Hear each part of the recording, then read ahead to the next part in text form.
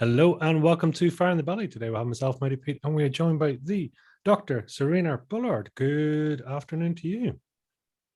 Hello, Mighty Pete. Thank you for having me on. Yeah, listen, great to have you back on. So we were lucky enough to have you on before with your one of your partners. So fantastic to have you on. I think there's just so much information here. So I was keen to get back on to chatting to you. So thank you again for coming on. I appreciate that.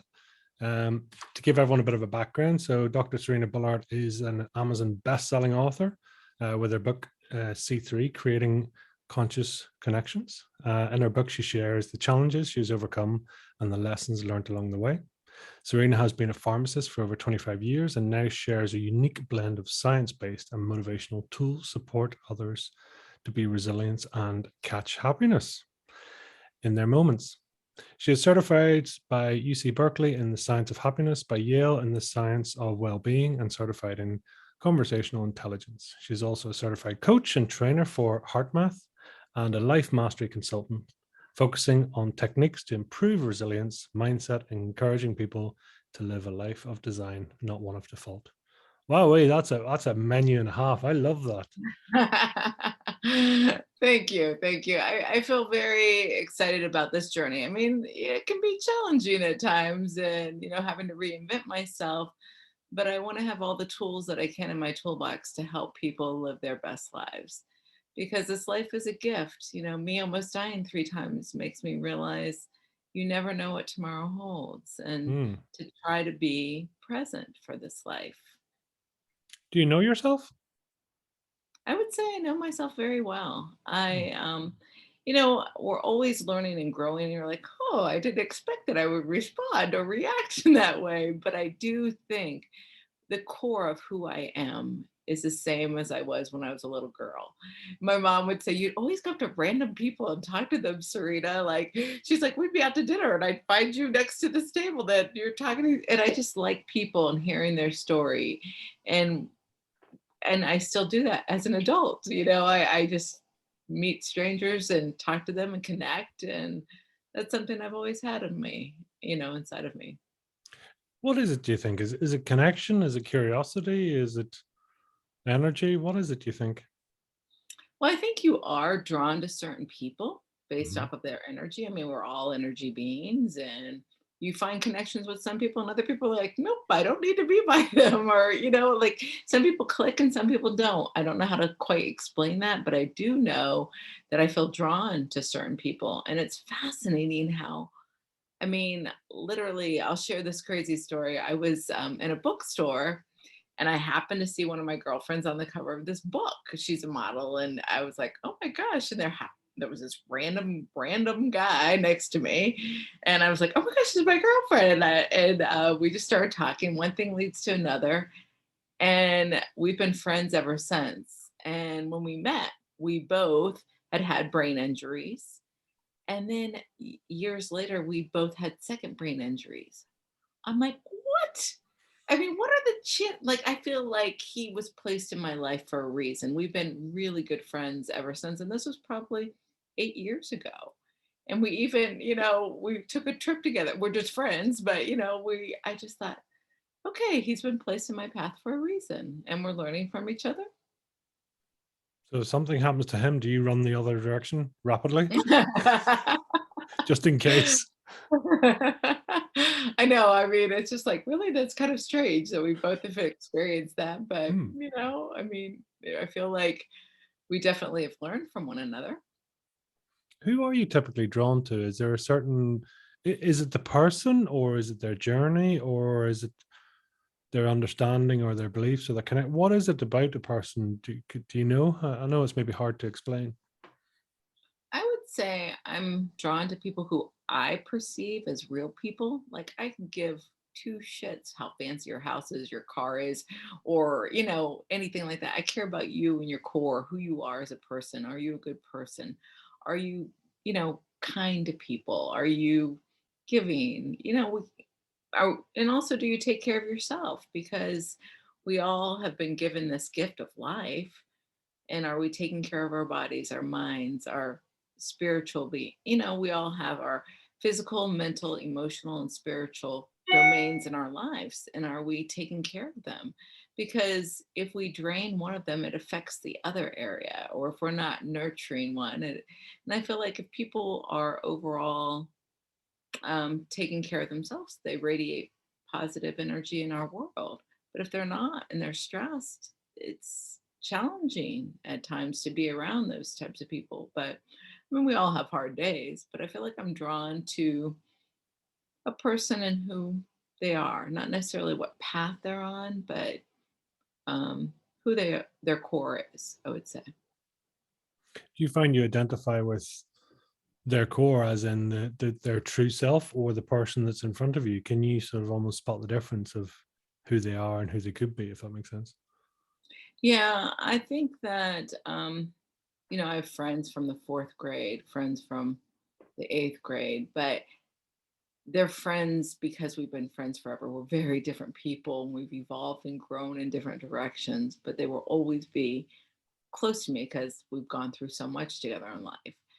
But friends that I choose now as an adult, I think our time is a precious commodity and we need to choose who we want to surround ourselves with. And are they elevating us? And do we elevate them? And I feel like I am, how can I say this? I would say I'm very intuitive. Mm. So if I feel like the person has good intentions, I'm drawn to them. Mm. So tell me, what does fire in the belly mean to you specifically then? Fire in the belly to me means because, like I said, I've almost died 3 times in my life, and I am very passionate about helping people live a life of design, not one of default. What are you waking up? What is a mindset that you have? And how can we empower each other to live our best lives? Because we don't know what tomorrow holds. And I feel like I'm really wanting to help people be conscious about what activities they introduce to their days. I mean, you can't control what happens in your life, but you can control how you react to or respond to what's happening in your life. And, I feel like we need to be able to adapt to situations and rise. Mm. So when you say by design, is that conscious design of who you choose to be the greatest version of you? Is that what Yes. does by design means? To me, I mean, for instance, I'll kind of go back to my second head injury. So, I was working as a pharmacist. I experienced an injury at work and had a second head injury. And I haven't been able to practice pharmacy since. And so it's an interesting process. And I was laying in bed thinking, I was saying, okay, God, what the hell? What do you want me to do? What exactly am I supposed to do? And this idea, catch happiness, came to mind. I was like, I like it. So I get out of bed and I got catchhappiness.com for $38. One, I couldn't believe it was available. Two, I was like, okay, I'm gonna go with this. And so then that took me on a path. I became certified with Berkeley in the science of happiness, with Yale in the science of well-being. So I was intentional about my activities to try to um, go down the path that I feel like I'm being guided or directed to go down. And I feel like you do need to be intentional because it's not just gonna fall in your lap. I mean, you gotta design your life. You gotta be able to say, okay, what am I going to do to help me become a better person? And it's not easy some days. Some days it's frustrating because you're like, okay, I've worked so hard and now I want this to pay off. And it's a process. How much? I mean, are you able just to trust the process and just accept and say, okay, as you say, it was like, what the hell, where, what do you want me to do with all this stuff? Because there's days it's, as you say, it might be difficult or challenging, but can you look forward and say, I know there's a lesson here somewhere. I just have to wait for it to appear. I would say in general, yes, I'm trying to be patient and calm. And some days I'm better at that than others. But it's fascinating with this whole COVID thing too. There's been lots of shifts and adaptations that people have had to have. And we've all had to be resilient during this time and think, okay, we want to stay safe. We don't want to, be irresponsible, but we also still want to live and have our lives. And It's fascinating too, because I ended up meeting, I call it the COVID couple, my boyfriend during COVID, and it's the most healthy relationship I've ever been in my life. So something amazing came out of it. But I feel like I'm just be trying to be as present and trust the process and know that this will evolve. This relationship, my life, my career, whatever it's supposed to be. I'm learning and growing every day. Because that's the thing. I mean, I know from your book and what you've talked about there is saying, love, growth, and connection seem to be very strong values for you. I mean, would you describe those as your values? Are they part of your soul values or your core values? I would say, I actually took a test about my core values, and there are five of them. So I'll share them with you. So, happiness was one because I feel like we're not always going to be happy. Emotions go up and down, but we have to be conscious about this. And what can we introduce to our day to Mm. bring more happiness? We're all different. What brings you happiness is different than what brings me happiness. But if we're intentional in saying, okay, I'm going to have a 5-minute dance party, whatever that might be. So I would say core value of happiness, love for my family, friends, my partner, love for nature, I love many things in my life. And being present, after almost three brushes with death, I want to try to be here. So many Mm. times we're drawn away from our cell phones, our list of things we've got to accomplish for the day, and we're not being present with the people that we're with. Yes, we've got to sometimes be pulled away, and that's life. But when we are with those people, whether it's your friends, family, children, whatever it is, to say, okay, I'm going to spend this 20 minutes with you and be present. Um, and also living a phenomenal life, because we have been blessed, and I want to make my life the best that I can. And also making a difference in the world. Those are my five core values: making a difference, trying to make sure that I'm bringing positive energy to this world. Mm. That's beautiful, beautiful values. Very, very genuine. It comes across as. Well, thanks, Pete. And do you think, I don't know why this question is coming up for me, but I mean, the difference in you were saying about, frustration or wanting to sort of get going or do more. I mean, where do you sit in regards to potential versus calling, if that makes sense? Because I don't know, and it's probably a question that I'm maybe sort of tackling myself in terms of, a lot of it is to be of service and to feel connection, Mhm. which is involves listening and caring. But also on the flip side, then is we all have an infinite potential within us. So how do you measure up between the two? Does that cause a friction? That's I a don't know. good question, because many times people are in careers that they're not happy in, but Mm. they're doing extremely well in, and they've got great potential to climb that corporate ladder. And if it resonates with them, I think that's great, because it gives them financial security. Maybe they feel more confident in who they are. But there's always this calling, whether it's to volunteer for something or to have an activity, whether it's art or playing a music instrument or being part of something that's bigger than you are. And that calling, I mean, obviously there's a balance between your potential and your calling. And sometimes people do things on the side of their career or their path and living up to their potential. I think it could be two different things. But I also feel like if your calling is something that can sustain you financially, emotionally, many things like that, then go with it.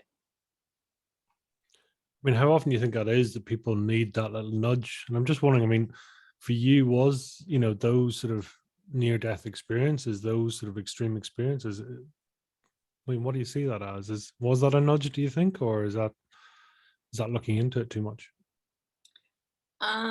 I would say my last brush with death was, and maybe I didn't see it that way initially, because I was in a coma for 18 days, hospital for 2.5 months. I was out of work for 9.5 months, and they told my mother she was going to have to take care of me for the rest of my life. So I feel extremely grateful. And I think I learned a lot from that experience because, we take for granted the fact that we can walk, talk, Mm. or even see, there was a time when I couldn't walk, talk, or even feed myself. It was a process of learning and growing and getting back on my feet. But I also feel like it's I don't know, I think we learn and grow as we go, but it's a process getting becoming our best. And I don't know if your calling and your passion or your potential are in alignment, that's great. But if they're not, I don't know. I mean, I feel like I experienced a second head injury because I think I didn't get the picture from the first one. Like they're like, no, you're not supposed, like you're supposed to go down this other path. And I mean, I still hopefully will be able to practice pharmacy one day, but I don't know. I just have to trust him on this journey for a reason. I don't know why this happened, but I feel like I'm definitely learning from it. And the second head injury really propelled me forward to go down different paths. So, Why pharmacy? Why did you go that route out of interest? well, actually, my father was a pharmacist, and I actually wanted to go to med school. And then I thought, do I really want to be married to my job? Because that's a potential 24/7 job. I mean, when you're on It's a vocation, call, right? yeah, I mean, it is a huge calling and a huge job and lots of responsibility. I mean, there's lots of responsibility in pharmacy too, but I feel like you're not on call as a pharmacist, and at least most pharmacists aren't. And so that was, and plus you get to interact with people and help them. And I feel like science is fascinating and our bodies are incredible. But what's interesting is, being a pharmacist, I do think we're an over medicated society. I mean, thank goodness we have medications to help people, but I also think we need to teach people core things to help them not need so much medication. And we need to start with our youth because I have studied a lot about the brain since I've had these two brain injuries and how can I optimize my brain health. And none of it has to do with drugs. It all Mm. has to do with meditation, exercise, the way you eat, do you sleep? I mean, it's fascinating. There's so many things that we can do naturally that can help with our physiology because our bodies are so intelligent. And it's fascinating because we now know that when we meditate, we increase what's called BDNF. Are you familiar with this? No. What's called brain derived neurotropic factor, which helps create more synapses in our brains and keeps our brain healthier. And also, when we exercise, we produce more BDNF and intermittent fasting. And that's another thing that I've introduced into my life. I mean, it's got bonuses. I mean, trying to keep my weight down and be healthy, but also it's primarily for my brain health because we know that when you do intermittent fasting, you're able to increase the BDNF as well. So, There was a line in Psycho-Cybernetics, Matthew Maltz, and I'm going to totally butcher it, but it was along the lines of, the surgeon or the doctor can apply the stitches, but it takes the body to heal the wound. And was always struck by that comment, and even what you just said. There's like, the drugs are amazing things, but no matter what, it is just to allow the body to help itself. That's all it's doing. It's not actually doing the work. It's trying to, help the body or help the person to help them. So no matter how good the drugs are, it takes the person to do it for themselves, right? I, on some drugs, I would agree with that, and other drugs I would not. Like, for instance, for high blood pressure, some people are genetically predisposed to have high blood pressure. Some people maybe need to lose weight because and that's what they have, whatever it might be. But if their blood pressure is not controlled, it can cause damage to their organs, and the Mm, medication does help.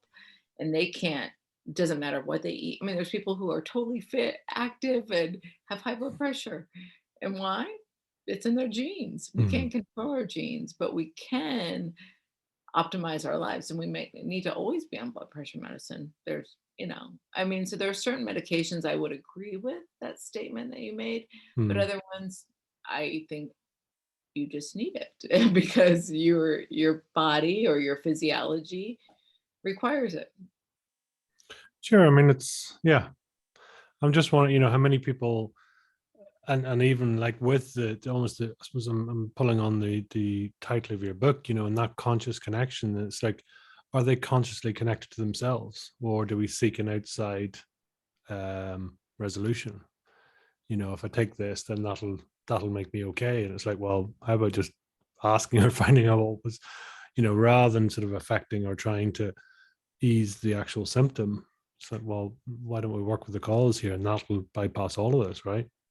Yeah, I would agree with that because I mean, conscious connections with ourselves, with our bodies, with what we're thinking, with nature, with other people. I mean, you can extrapolate that to many things in life that could bring more health to your day because if you're not listening to your body, it's signaling you things sometimes like, oh, why do I have this pain?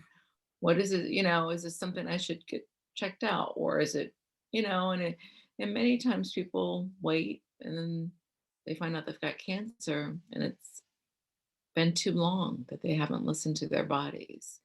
And, or if you're tired, and you need to listen to that too, because our body heals so much while we sleep. It's incredible. I mean, because, I mean, we're producing things that are fighting off the toxins that we take into our bodies that we have control over some, but others we don't, like the air, or, I mean, maybe we as a world have control over that, but we as individuals don't.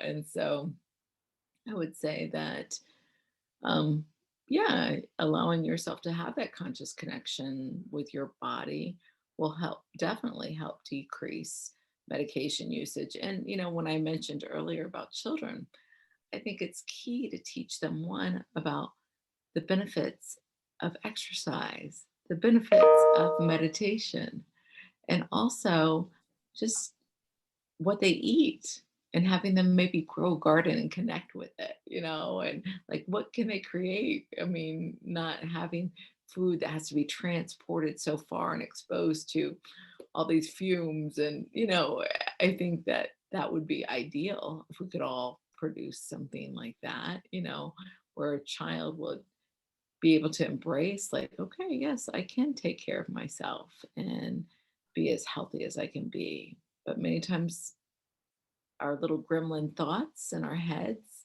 take us down this road that we're not good enough, that we can't do this, or that we're have these defeating thoughts that don't allow us to be the best that we can be.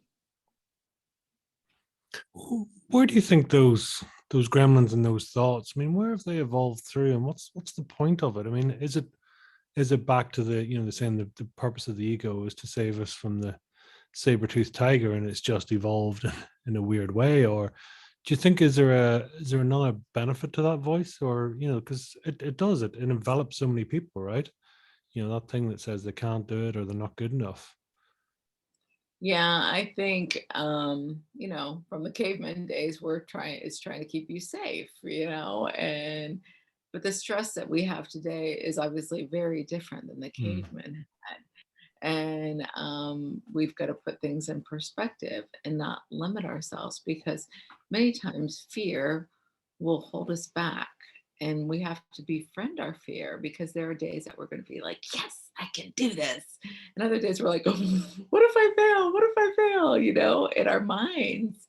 But if we're conscious of the fact that yes, this happens to everyone, and I wish I knew this as a child, because I used to think, am I the only one who had these thoughts? And I really think we should educate children. Like, this is a process, but we need to notice that, and we can silence that part and say, nope, Anxiety Annie, or, you know, or depressing feelings, like, no, I'm better than this and I am able to do, and have yourself these affirming things that, yes, I can do this. And I love this acronym, for fear. There's so many different acronyms out there. And I love this one I heard. It's face everything and rise. And I love that because I think that we need to be intentional in our thoughts. And if we hear those gremlins coming, we can just say, yeah, thanks for that, but I don't need to hear that today. And move forward and take that one step towards our dreams. And what I would say is that our daily actions have a compounded effect on our lives. So I think that we need to be conscious of what we're introducing into our day. And I feel like if we're taking daily actions that are positive towards the path we want to go, it will have a compounded effect that will have a positive impact on our lives. But as far as the gremlin voice, I think we just we need to be conscious of it and have our own affirmations that work for us and our own actions that can say, nope, but I'm not going to allow myself to go down that negative Nelly or negative Ned road. I want to allow myself to be the best that I am, because we've all been gifted this life. Sometimes it can be very challenging. Sometimes it can be exciting and it can be fun, and other times it can be depressing. But I feel like we need to optimize this life the best that we can. It's yeah.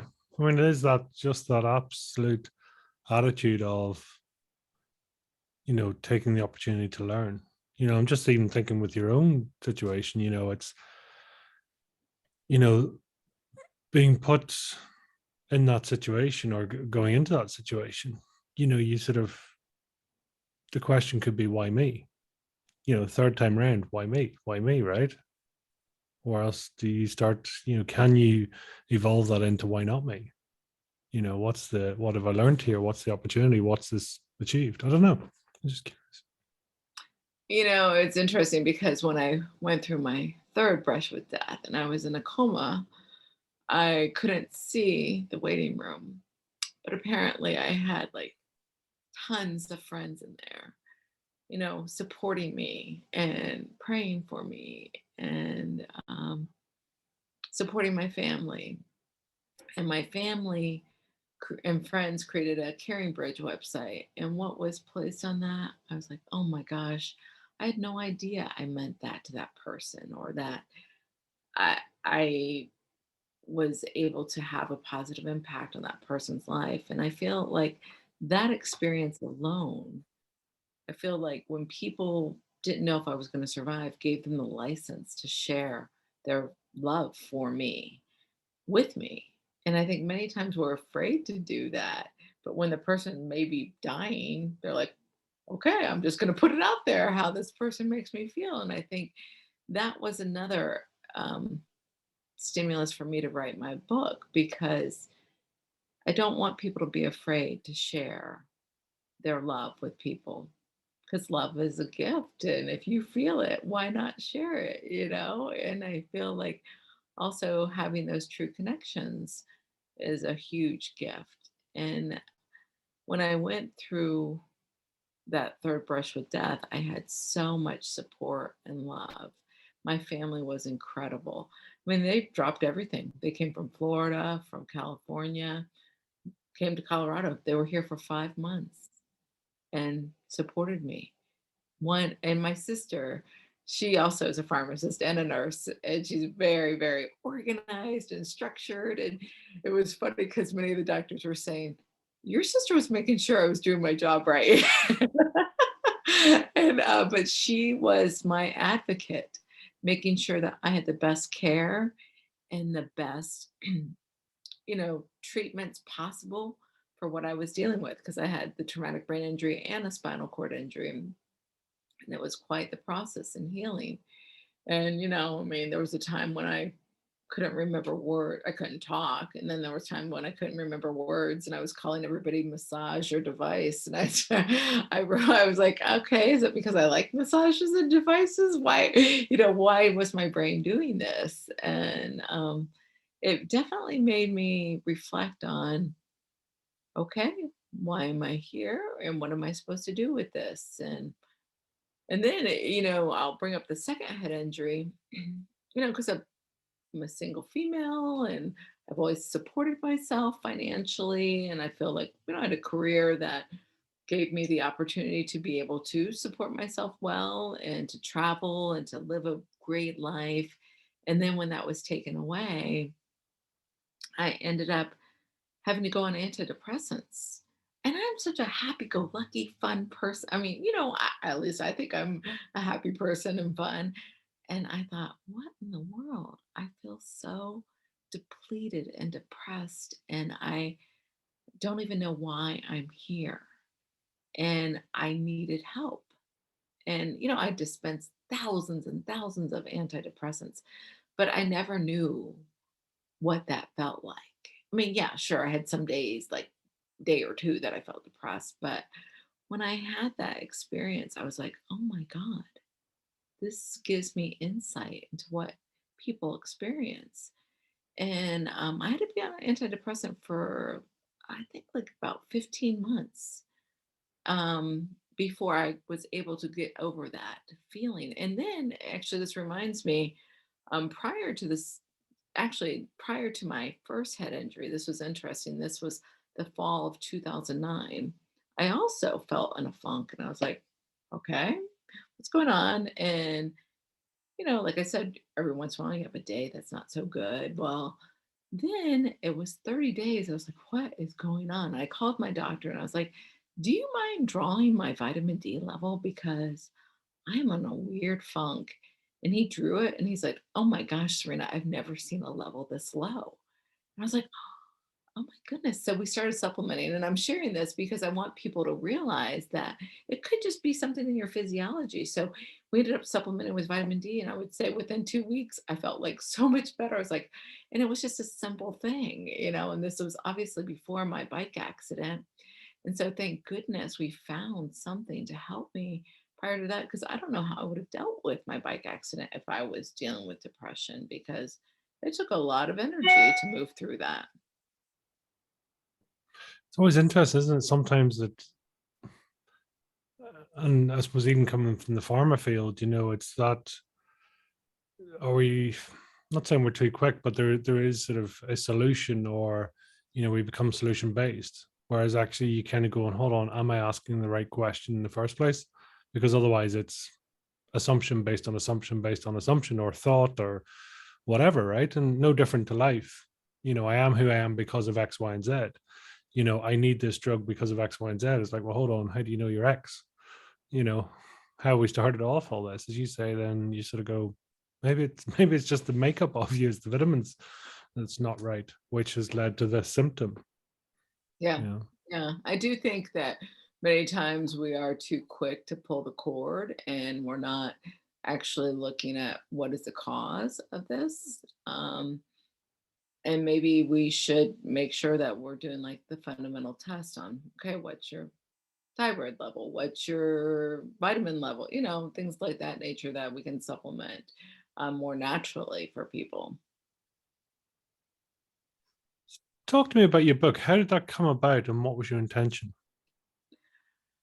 Well, I think after the second head injury, I was like, okay, maybe I'm supposed to write a book. What's going on? So I then thought, okay, I'm going to share. It's, part autobiography, part lessons I learned. And there's a lot of science in there too, because I talk about, epigenetics. And I was inspired to share that with people. And I guess the book came around because I was inspired to help people know that your decisions have an impact on your life, and what you do in your day, like I said earlier, has a compounding effect. And I I really feel like at the end of each chapter, I've broken down like the lessons I learned from this chapter in my life that hopefully people will be able to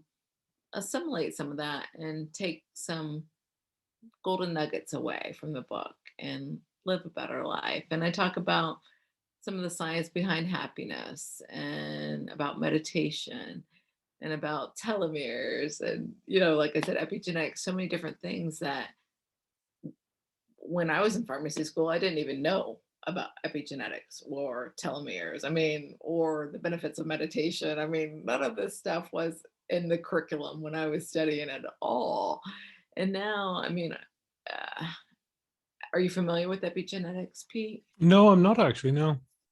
Well, I find it fascinating because we always used to think that our DNA was our destiny. And we now know that that's not true because we can't control our DNA. It was given to us at birth. But we now know that our environment has an impact on the expression of our genes. What do we eat? Do we sleep? What people do we surround ourselves with? What potential toxins are we being exposed to? Um, so many different things that can affect do we exercise, affect our physiology? And um, because they've done studies now, like with identical twins that have exactly the same DNA. And you would think, well, they're going to have the same outcome in life. You would think, well, no. We now know that, like, let's say one identical twin has a great relationship and loves their job, and the other one is just so stressed out all the time, and they both have the same genes, but because the stress is like the trigger and turns on that whatever cancer or whatever it might be, that they're more apt to experience and the expression of cancer or whatever it is in our bodies. So I find it fascinating because we need to be conscious of who we surround ourselves with because it has an impact on our physiology. As you say, I mean, identical twins is always fascinating, right? Because you have the closest thing to a comparison set, Definitely. that you can possibly get. So for that reason, it's fascinating. Resilience is a big thing for you, right? Definitely. Yeah. I've become a certified heart math trainer and coach. And I love heart math because, when I was working as a pharmacist, my heart was heavy dispensing anti anxiety meds to 15, 16-year-olds because what did this mean for their lives? And so I did a lot of research trying to find different potential things that could help people that was more natural based. And heart math's definition I love, and it's that resilience is the capacity to prepare for, recover from, and adapt in the face of stress, challenges, and adversity.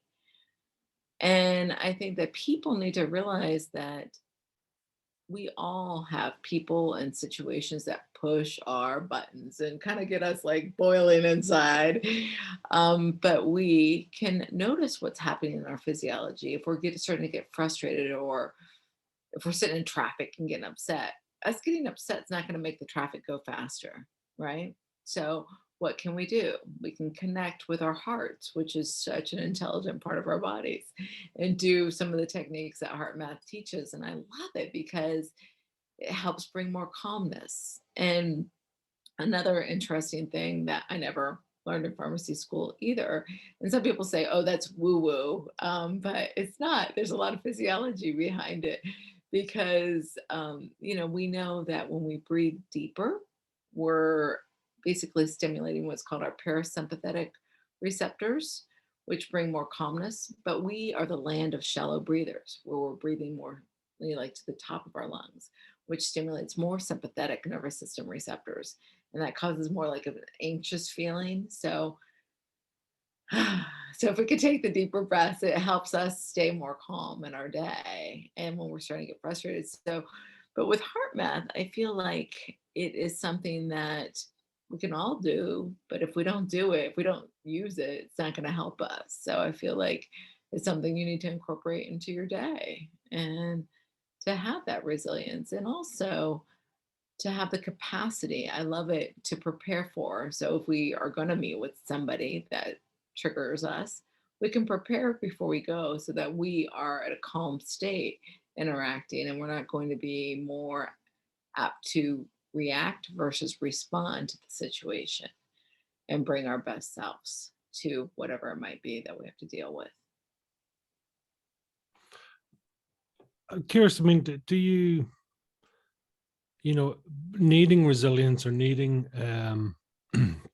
momentum or that side, I mean, is that a natural thing, or do you think there could be that it's, if you're outside of congruency, then it takes momentum, it takes coaching to almost say, listen, don't, try not to be susceptible to these other things? Well, I do think that there are some people who are more resilient than others inherently, Mhm. but I also feel like if you want to learn to become more resilient, you can. Mhm. But that's going back to like the what are your intentions? What is your design for your life?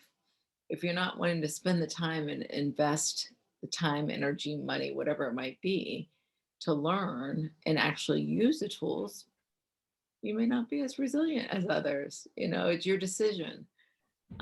Like, for instance, we're not all born with the ability to play basketball great, but we are born with the ability to practice and to become better and to believe in ourselves. I mean, it doesn't mean we're going to be an NBA player, but it means, okay, well, I can learn how to navigate this a little bit better. But it wasn't an inherent skill. And I think we all have that. What's your inherent skill? I would say my inherent skill is connecting people. I love, like, oh, this person could help this person out. And I I love this story about my book. And this is a fascinating story, I think. So I was talking to one of my girlfriends who was going to move to Bali, and I hadn't spoke to her in several months. And she was on her way to Bali, and I said, "Oh, I've got some friends that live there. I'd like to connect you with them." And so we started talking, and she's like, "Oh, that'd be awesome." And she said, "Well, what's going on in your life?" And I said, "Well, I'm writing my book now, and I'm almost finished." And she said, "Oh, what's the title of it, the book?" And she said, I said, "Oh, it's C cubed, creating conscious connections." And she said, "What is it?" And I tell her again. She's like, "Oh my gosh, Cyrina, I feel like there's angels around us right now." And I said, "Why do you say that?" She's like, "Literally 3 days ago, I rebranded. I'm now Sarah B. Fit, but I was creatingconsciousconnections.com." And I thought, what are the chances of that? So through my ability to want to make those connections came something incredible for me. And now I have the website, creatingconsciousconnections.com. And I thought, I'm not a statistician, but I'm not sure what the probability would be for that to happen. But I just thought, okay, that was definitely a gift. But through me wanting, I had no intention of that. I had no idea. I wasn't, helping her so that she could help me. But I love what beauty can come out of creating those connections, because somehow I feel like we're all connected on some level. And if we notice that, we're apt to create more positive in our world. And like, who can I connect with this person to allow them to grow and evolve and become better? And and so I feel like I've been very talented at that. And I think a lot of it has to do with the fact that I feel like I'm and intuitive, like, oh, this person really, I think, would really like this person, or they're kind of on the same path and they need to know each other. So I feel like that's my gift. It's beautiful. Yeah, I mean, and when you say intuitively, do you tend to see energy, or is it just a gut feeling, or something that sits within you? I would say it's more of a gut feeling, but it's interesting too. Through heart math, we talk about our toroidal field, because we all have one. We're energy beings, and they've measured what's in our brain could be measured out 1 inch, but what's in our heart more than 3 feet. Hmm. So our emotions are energy and motion, and people can feel that. And so I feel like I get that kind of gut feeling or the feeling in my heart, like, yeah, this is a great connection, or yes, I feel like I'm going to be friends with this person forever, or I can feel, so I would say I feel it in my heart more than anything. Hmm. No, it's beautiful. That sort of, yeah, that feeling, because your language comes across very kinesthetic, very feeling language, which would make total sense, right? For that, it's. Have you been here before? Do you think? I would say yes, I do think I have been, because there's been so many times in my life that I meet someone, I'm like, I feel like I've known you forever. And I've only known you for like 30 minutes. And people tell me, I can't believe I just shared that with you. I've never shared that with anyone. And so I'm like, makes me think that we've met before, but I'm in another country and I don't even know who you are. And so I do believe that I've been here before. Hmm. I don't necessarily understand that process, but I do think that I have lived other lives. Yeah. Well, sort of. That's the thing. Who knows? It's like some people would say, "It's like I'll tell you when I'm on the other side." If you're Yeah. listening, Yeah, it's yeah. there's something about it. I mean, there is so much going on that it's and I find it quite interesting because obviously from going from the pharmaceutical field, which is quite fact based, very scientific, and that side, and then to talk about even creating consciousness and connections, that is totally unscientific. It is and it isn't unscientific. I mean, it's the problem is whilst we all may know it or feel it or sense it, the problem is we really struggle to point to a book and says that's the reason why. So it's almost a dichotomy of two separate fields, right? Or maybe that's the contrast that gives the power. Well, I think it is a contrast, but I also think we're now learning so much more about the science behind, like I said, with heart math, they have over 25 years of empirical data backing their tools and techniques. And it has to do with connection with your heart, connection with the energy that you're in your emotions and being conscious of your emotions, because we now know that the heart sends more signals to the brain than vice versa. And the emotions, if we're having the emotion of anger or frustration, it decreases the ability of our brain to be able to function properly because we increase cortisol, and it decreases the prefrontal cortex axis.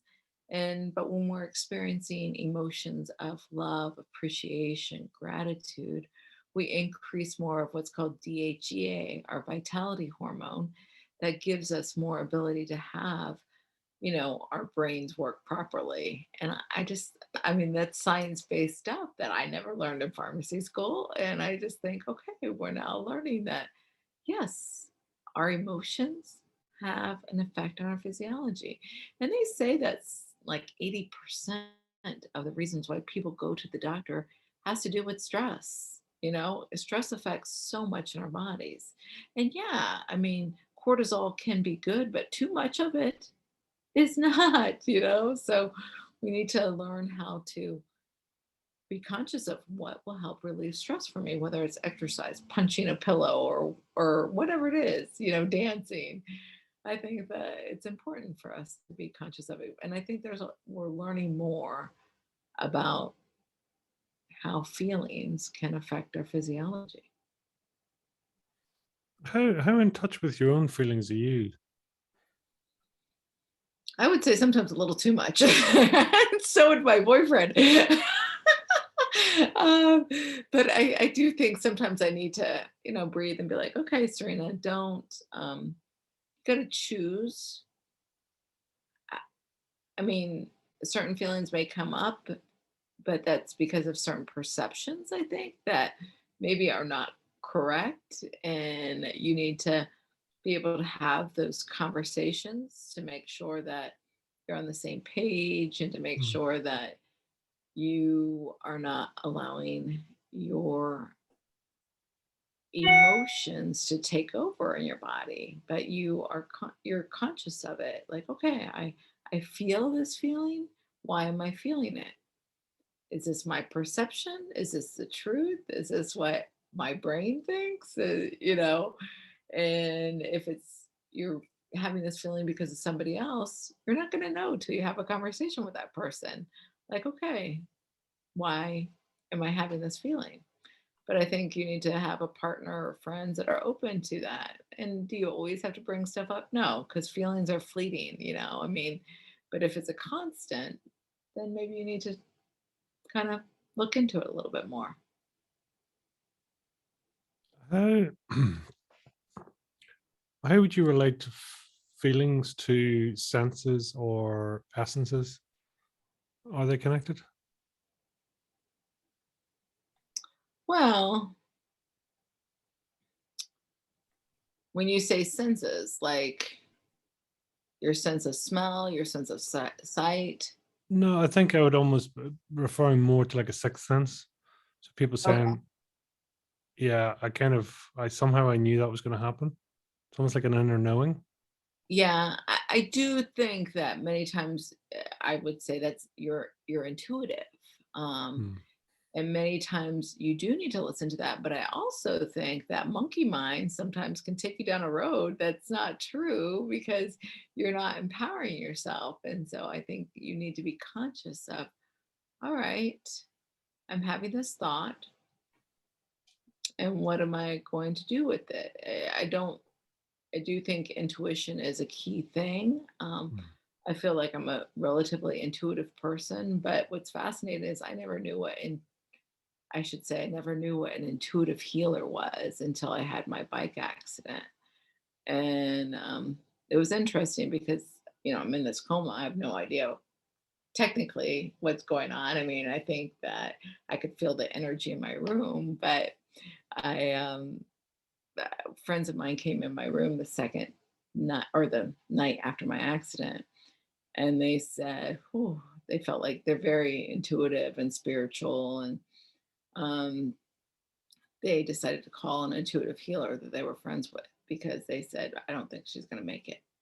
And they called this guy Trevor Hart, who is incredible intuitive healer, and I was his first patient with a brain injury, and it was fascinating because I'm in a coma. And my friends bought 2 sessions with him because they're like, we need to help her. And they called him the first night and they said that he never answers his phone on the first call. And he did. And so they worked on me that night and remotely. And I don't understand any of this stuff. But then they went to my family and said, we've hired an intuitive healer to help Cyrina. And my family's all science based. My mom's a medical technologist. My brothers are engineers. My sister's the pharmacist and nurse. And they're like, what is this? And so my sister's like, well, I don't want to interrupt because she's moving in the right direction. So let's do this. So they all decided to do it. And my sister would meet with him via the phone once or twice a week.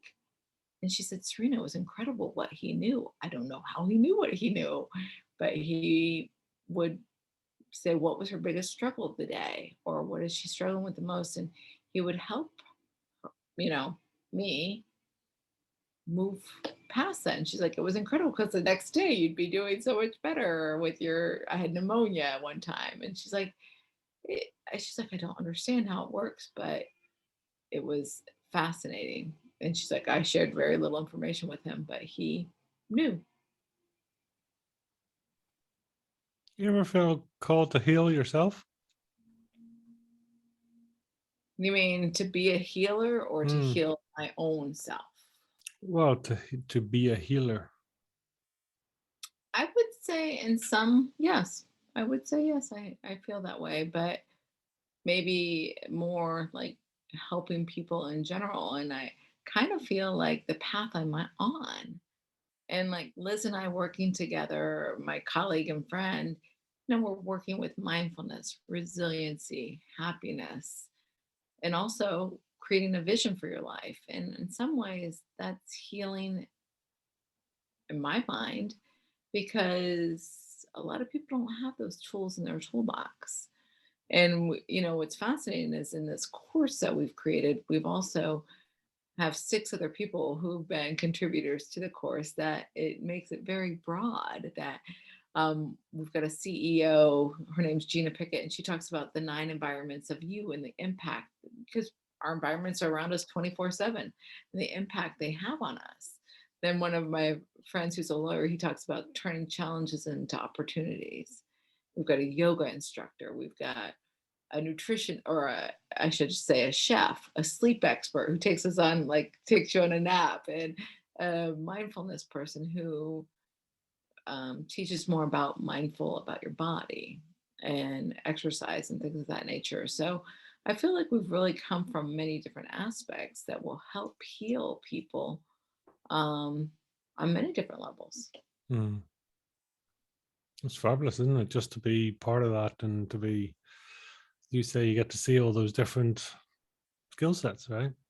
Yeah, I find it fascinating because everybody brings something different to the table, Mm. and we all have different gifts we can share with our world.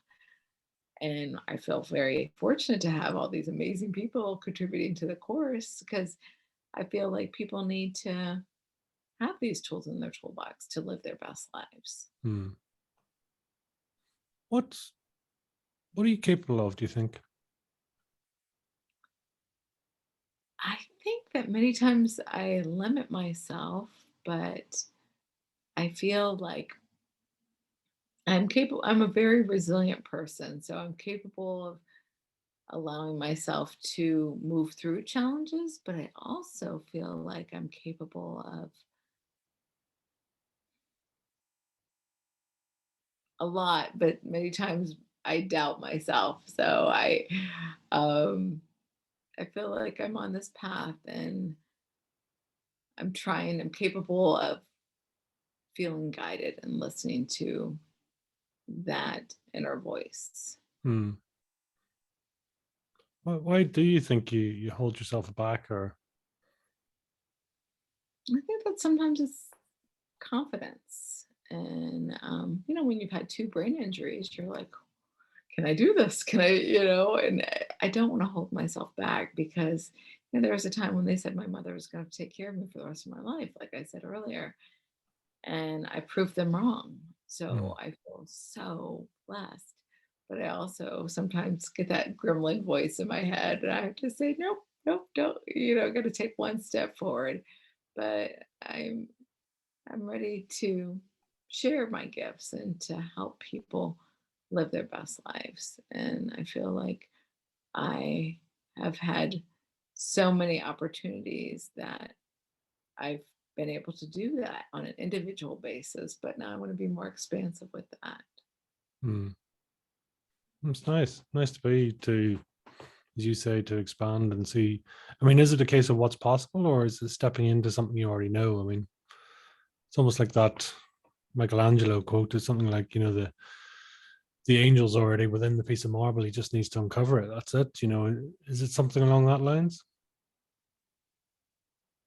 Yeah, I would say that. I mean, just chipping away one. Yeah, I can see that, because I think that many times you need to find that inner strength to move forward, and to be your best self. And sometimes it's not easy. And we kind of go down the road of traditional. And I definitely have not lived a traditional life. So, I always thought that I'd get married, have kids, and I'm 51 now, and I mean, I'll still get married, but I'm probably not going to have kids because I'm past that age. But I feel fortunate because I have lots of friends that have children that I feel very close to, and that they're definitely lights in my life, and I feel connected with them. Hmm. No, it's powerful. It's powerful. What's what does Serena do for leisure and pleasure then? What's your outing? Well, I love to travel. I mean, that is a passion of mine. I've been fortunate to take 2 6-month trips around the world, and that's something that I love. And fortunately, my boyfriend loves to travel too. And it's kind of strange during COVID, because we were actually just in September, we were in Europe, and we were in Germany going to Italy, and then they changed the rules. We're like, oh gosh, we gotta go get tested for COVID, and then going to France, you had to have. It was just things were changing while we were there. But it's a passion of mine. I love that, and Mm.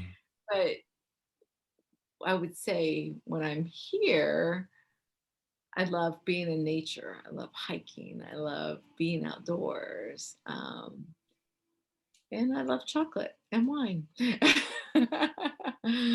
Uh, Remind me, what's your go-to in chocolate and wine? What's your weakness? I would say dark chocolate. Mm. I'm a red wine girl. I Yeah. really love Malbecs. That's one of my favorites. And I like ice cream a lot too. So I'm gonna have boundaries for myself on that. Yes, I love it, and I don't trust myself. Yeah. No, no. Yes, I do need to have set boundaries for sure. Oh dear, I love it. And tell me, what's something you're really proud of in your life? I would say that I'm really proud of who I am.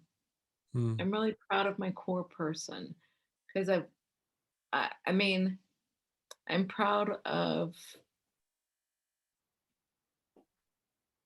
my authenticity, being vulnerable, sharing maybe sometimes a little too much with people, but that's who I am.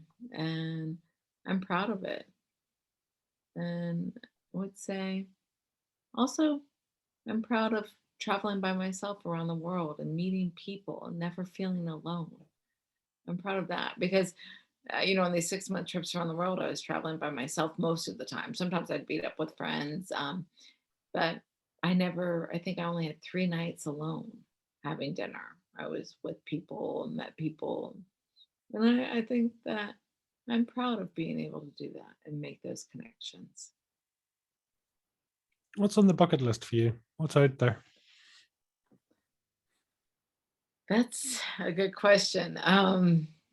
So I would like to see Liz and I, um, with our courses, be able to work with companies to help their employees be more mindful at work, Mm. be happier in their lives, because we know when people are happy, excuse me, they're more productive, creative, and have better physical and mental health, which could decrease cost to companies and help as many people as we can with this course. That's definitely on, you know, we're moving in the right direction, but it's a process. And then um, I also am very excited about my relationship and moving forward in our path. And we're moving in with each other. We're talking about going and living in Europe for a few, weeks, like 6 to 8 weeks, but which I think would be awesome. And I can work remotely, thank goodness, with Zoom. I mean, as you know, you're in Ireland and I'm here in Colorado. So that is a really big gift to be able to do that. And I feel like that is a huge thing on my bucket list because I want to have a partner that elevates me and likes to do the same things. I mean, obviously, we've got differences, but I feel like we've got so many parallels and that we love to see the world and different cultures and people. And we love food and wine and chocolate. And so I think that I'm excited about this relationship and to see where it goes. No, like I said, I'm 51. I'm ready. I'm ready Mm. for I've never lived with anybody romantically, so this will be an interesting journey. So I'm ready for that. And I feel like, and then also being at my best health. That's, another, I mean, I feel like I'm healthy now, but it's a continual process. Being Mm. conscious of the food I eat, the exercise I do, so I feel like that's on my bucket list too, is to maintain that. And yeah, travel the world, help people, and live a good life. What's what's your non-negotiables? Non-negotiables, um, dishonesty. I have a hard time with that. Not to get into politics, but I'm just like, wow. these people are running our world. Like, why? I don't really want to talk about it, but I was just like, wow. I think honesty is such an important core value Mm, that I would really have a hard time surrounding myself with people who I felt like are dishonest people. So that's not negotiable. In a relationship, a non-negotiable would be a smoker. I I don't like. I mean, people can do what they want to do, thank goodness. But in a romantic relationship, I don't want to live with a smoker. Another non-negotiable is, um, well, I don't know that I have many of them. I think those would be my two main ones because we all bring different things to the table. But I think that I like to see the strengths in people, not mm, their weaknesses. And I like to be able to elevate them and not set limits on them. Like, well, because you do this, I don't want to be friends with you. I want to see their light. I want to see, like, okay, they bring so much positive to this world. There might be some things that are negative, but they bring this. And I want to make them aware of what their positive gifts are. mm. If you had that magic wand that you could change one thing in the world, what would it be? What would it be? I would say magic wand to have people be more loving and live with intention.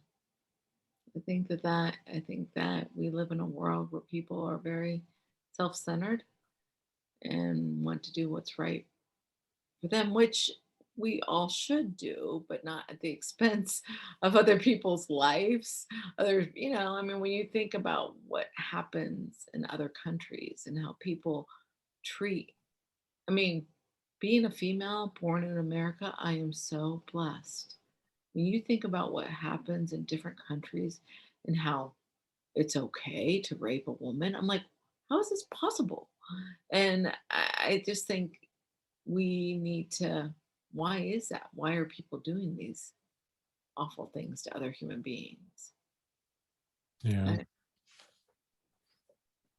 bizarre, isn't it? It is bizarre. it is bizarre, but I feel like both you and I live in countries that we're very fortunate. Are we perfect? God, no, we're not. We've got lots of, there's lots of things that can be fixed and helped along the way. But I also Mm, think, you know, your actions and my actions are, a ripple effect. So what are we bringing to our day? And I think love is a powerful thing to share. yeah, I'm always, I don't know, I sort of looking at, about other, when we compare ourselves to others, and it's kind of, but that's, sometimes it can be, if we're not careful, it's a form of judgment, right? And there was a particular line in a book, Seth Speaks, and Jane Roberts, but they talked about, it was a homeless mother that had kids, and for her, the joy, absolute joy, to wake up each morning and for all the children still to be alive was the most intense joy ever.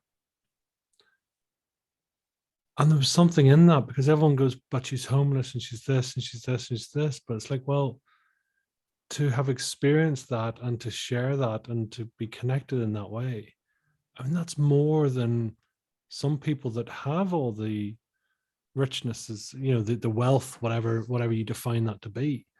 They have all that, and yet they don't have that absolute joy, that absolute love and connection. And I mean, that story makes me feel pretty emotional because you think about these people who have all this money and they molest their children. I mean, how horrible is that? Taking a child's innocence before, I mean, they're going to take it soon enough on their own, and it's mm, just like, I want to be able to empower children to live their life as children because, as you become adult, you got a lot more responsibilities just, and I want adults to nourish their inner child. And I feel like there are many people who care more about the money they have, then the children, they checked off the bucket list. Okay, 2.5 kids, this car, this, and I'm like, it's not about accumulation. It's about the core. And like you said, that homeless mother loving her children. Hopefully, her children will be healthy and happy and live a good life. Mm. It might be harder for them, but they're loved, and I think that's a core. It's interesting.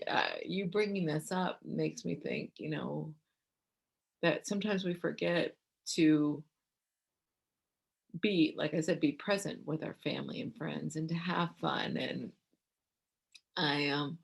one of the things that I talk about is for everybody in a family to write down like 3 things, group activities that they can do that brings them happiness, right? And whether it's a dance party, playing a board game, playing cards, going for a bike ride, gardening, whatever it is, whatever your happiness is, that's a group activity. And then I tell people to put them all in what's called a happiness jar. So let's just say you've got 6 different people in the family, you all put it in the happiness jar. And once a week you pull it out and you schedule, because we forget to have fun, and you schedule that time. Maybe the night before you can pull it out, because if it's cooking dinner together, then you want to make sure you have all the ingredients. And then you spend that hour or 2 hours or whatever time you've delegated to this together. You put away your phone, your gaming devices, shut off the TV, be present with each other Mm. and have fun. And parents nourish that inner child and be a little silly and allow, and this is actually something Liz and I teach in the course, the happiness jar, and I call it the be present to catch happiness game. Be present to catch happiness, and to be present with your family and or friends or whoever you want to play this game with for that hour or 2 hours once a week, and have fun. Because I think that many times, we judge, like we were talking about that, people, but if you're present and having fun, there's hopefully no judgment in that. You Mm. don't need, it's just being present, having fun, and not judging others. So yeah, so true. I had a profound moment it's only about 3, 4 nights ago. I have 3 young daughters, and anyway, sort of typically around 4 a.m. for some reason, one gets up, the other disturbs the other. So anyway, long story short, I ended up in the bed with, I'm blessed to have my 3 daughters, all sort of 5 and 3 and 3. And Oh, you're friends. yeah, so we have twins. So yeah, Are they yeah. identical or fraternal? No, they're fraternal, so they're nothing like each other. I bet the only thing that happened is they got to share the same birthday. Apart from that, but Huh. it's that I had this realization that it wasn't me parenting or teaching them; it was them teaching me. And this just deep recognize it, and it sort of this 4 a.m. in the course, I generally, once I'm awake, I can't get back to sleep. But then thoughts and anxieties and ideas and everything else all booming into the head. But having sort of 3 children sort of literally lying on across you, holding you down, and of course you're trying not to make too much noise to wake them up. And then you can't turn the light on, and I'm removed from my device. But what it did do was force me to actually look at my thoughts. Now, normally I would just, you would do as you do and you process and you think. But before that was actually deciding to sort of ask the questions, what is that feeling? What's that feeling? Where's it come from and how is it serving me? So if it's a feeling of anxiety, it's like, what triggered that? And following childlike wonderment and saying, where did that come from? And why did I think that? And why did that come? So almost this watching it like you would in the cinema, and you sort of go, let's just, let's follow this back. And it was one of the most profound experiences I've had in quite some time, and it's just like, Wow. yeah. With that So, connection with your children too. I mean, and that I do find, I do believe children are placed in your life for you to learn too. mm, And to also, I think learn how to love more, because my mother would always say to me, I'm going to get emotional out loud. She would always say to me when I was younger, Cyrina, you don't know what it's like to love somebody till you have a child. You don't know what it's like to love somebody till you have a child. She would always say that to me. And then I was 35, and she's like, okay. But I always think about that. But I said to her, I said, Mom, sometimes it makes me sad because I'm not going to have children. And you always said that to me. She's like, Cyrina, you love people more than anyone that I know. So I don't think you need to learn to love anybody anymore. Yeah. And I was like, okay.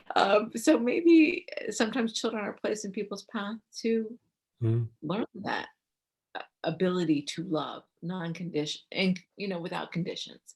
I think romantic relationships, there's always like, okay, but I think you love your child no matter what. Yeah. Yeah. And that goes for anyone, right? It doesn't have to be your child per se, because I do think that children are, I think we're all, it's our own inner child. It's our biological child. We're all connected. Gosh, you're you're the master of this. It's like it's all connection, and it's all there, and it's how we choose to approach it, or how we choose to reflect upon it.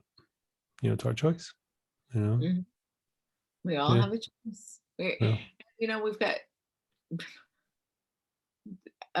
hundreds of choices in a day, and each choice can have an impact. And I think people need to be conscious about that. Mm. Yeah. We have choices and options. Mhm. So tell us, if you were to try and describe your fire in the belly in one or two words, what would they be? Well, I would say helping people live their life of design, not a default. That's like, because this life is a gift. That's my fire in the belly. Mm-hmm. It is a gift. Absolutely a gift. Mhm. Yeah. Give us a shout out. Where can people reach you, follow you, track you down, hunt you down, stalk you? Any of the above? Well, I first want to share, if any of your listeners would like, if they go to winningwellness.learnworlds, plural.com, we're going to give a discount code to your listeners, and it's Ignite Now. Brilliant. And that gets them $50 off of our Winning Wellness Experience bundle. So they can go to that link, and it will tell you a little bit more about the course. And also, if you go to the gift of the website, creatingconsciousconnections.com, it'll tell you a little bit about my book.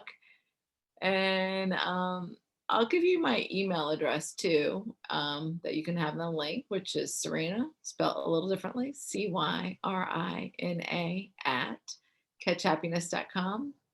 And then also catchhappiness.com is another website that I have. So those are the ways, but probably emailing would be the best way to get a hold of us. Or if you go to the winningwellness.learnworlds.com, there's sustainable happiness together at gmail.com, which is my shared email with Liz. Wonderful. Wonderful. And is there a final message today you'd like to leave with our listeners? I would like to say that live your day with intention. And yes, sometimes there will be challenges that come up in the day, but know that you can move through them, but just one step at a time. Lay one brick at a time. You're not going to build a wall in one day. Just allow yourself to, take one step. It has a compounded effect in your day. So, in your life, I should say. That's it. One step at a time. It's as easy as that. It's as easy as that. Cyrina, it's been an absolute privilege. Thank you so much. I appreciate you coming back on and sharing and being with us and connecting and sharing your love and connection and growth. So thank you. Thank you for all you do. And until the next time. Thank you, Mighty Pete.